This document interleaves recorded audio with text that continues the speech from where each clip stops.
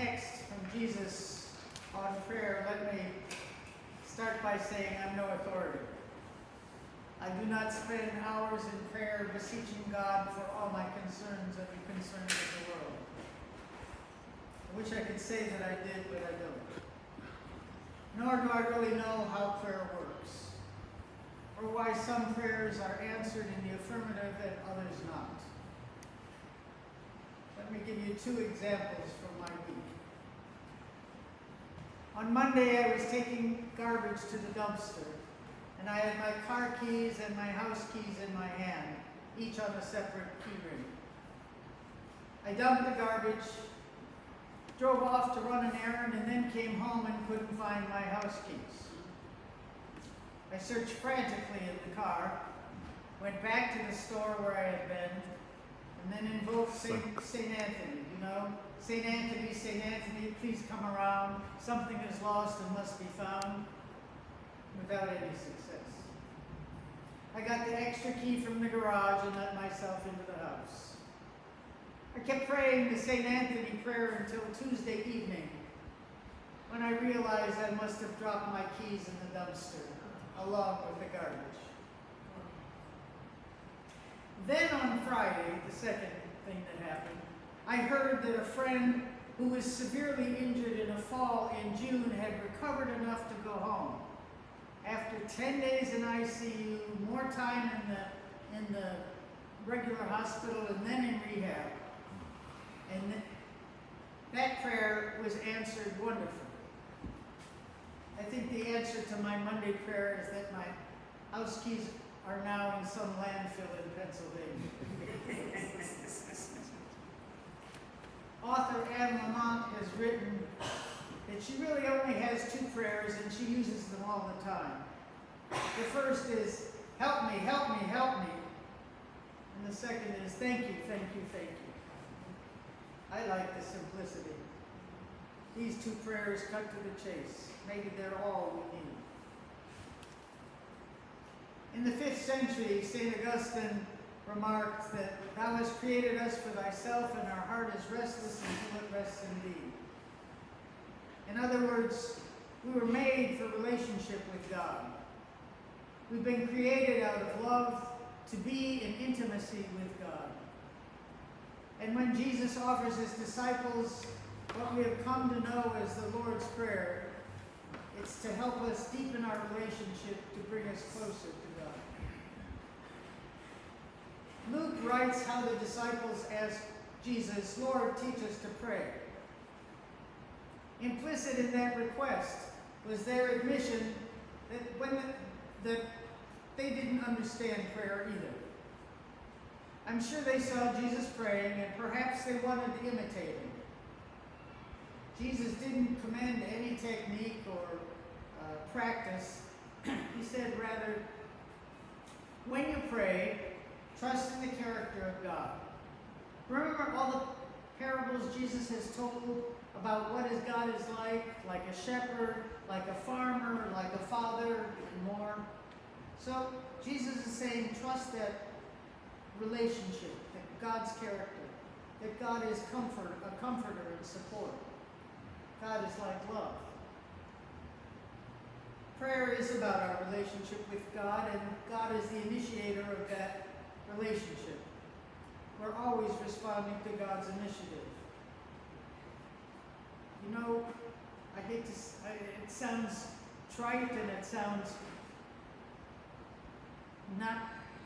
it doesn't make a lot of sense, but God is God, and we are in our place. God operates and we cooperate, and our prayer is always a response to God's initiative. Way back in the 17th century, the Anglican poet and priest John Donne wrote a poem, the guy who wrote No Man is an Island. He wrote about his problem with prayer. He said, I throw myself down in my chamber, and I call and invite God and his angels thither, and when they are there, I ignore God and his angels for the noise of a fly, or for the rattling of a coach, or for the whining of the door. I talk on, I sometimes forget what I was about. But then when I began, I forget it, I can't even tell. everything becomes an illusion in my brain, and it troubles me in my prayer.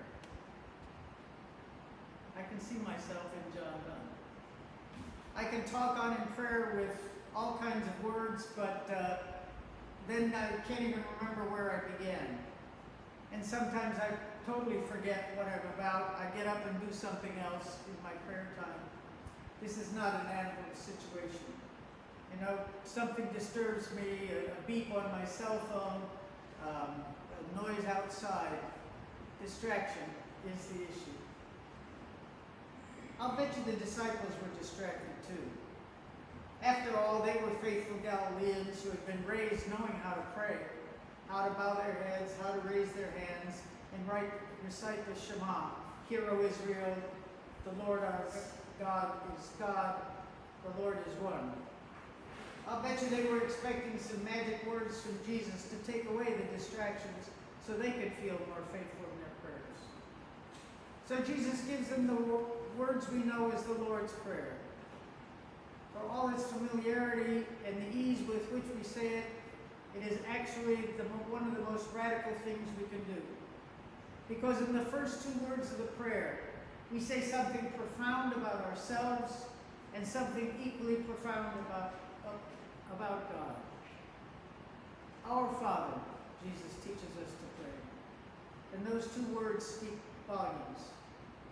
The prayer doesn't begin, "Oh God," or "Almighty God," or "Everlasting God," or "Holy God." It doesn't even begin with "Merciful God," but simply with "Our Father." And with those two words, we enter a relationship with all the people throughout time and space who have ever said these words. And we enter a relationship with the one whom we address as Father. Just a word about Father. It can sound very formal. It's the word Jesus taught us, but in the Aramaic, the language Jesus spoke, it was really Papa or Daddy, a much more intimate word than Father. And Jesus is inviting us into an intimate relationship with God. At its core, Lord's Prayer is a prayer of belonging, and that is what we proclaim in the first two words, Our Father. For in them we proclaim that not only do we belong to God as God's beloved children, but that we belong to one another as well. We place ourselves in relationship not only with God, but with one another. And in this day of individualism, being in relationship, especially with people who are not like us, is a radical act indeed. Indeed, praying the Lord's Prayer is the most radical thing a Christian can do on any given day, because it reminds us who and whose we are and to whom we belong. What Jesus taught his disciples that day was so much more than just a bunch of words. What he taught them and continues to teach us is that not only do we belong to God, but we belong to each other. And because we belong, we live, not for ourselves alone, but for those to whom we belong. God, our neighbor, and everyone who says with us, Our Father in heaven.